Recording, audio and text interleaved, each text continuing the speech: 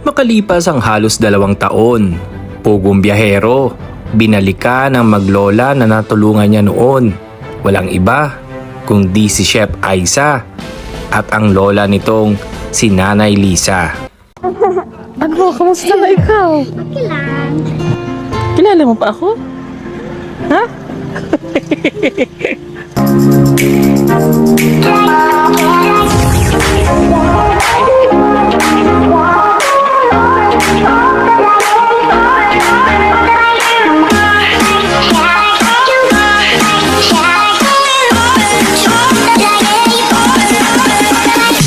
Natuwa ang batang si Chef Aiza sa pagbisitang muli ni Pugong Biyahero sa kanilang tahanan.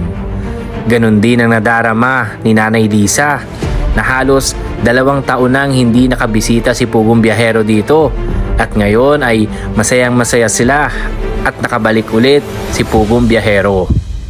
Pero kahit madalas na hindi nakakapunta si Pugong Biyahero dito, ay patuloy pa rin ang suporta niya sa batang si Aiza.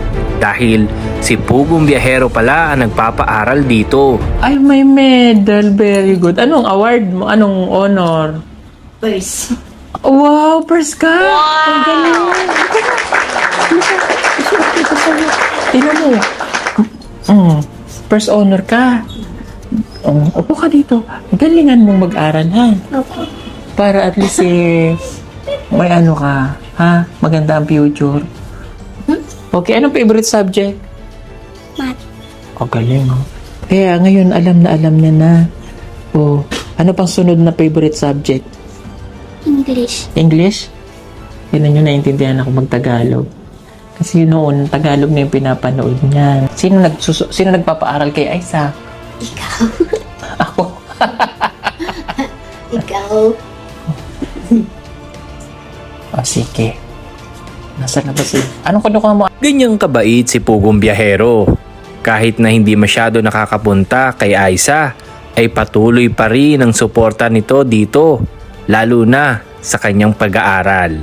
Mabait na bata itong si Aiza at napakasipag pa.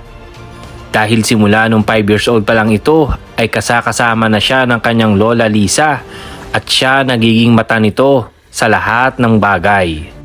Na kay MJS pa nga ito noong na-feature siya ni Pugong Biyahero. 5 taong gulang lang ang batang si Aliza ng Davao City, pero mulat na sa mga responsibilidad sa buhay. Siya rin ang nagsisilbing mga mata ng kanyang lolang bulag.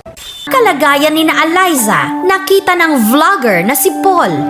Anong ako? Mag-ano ka ng apoy para Ano ka ko ay pansami kami.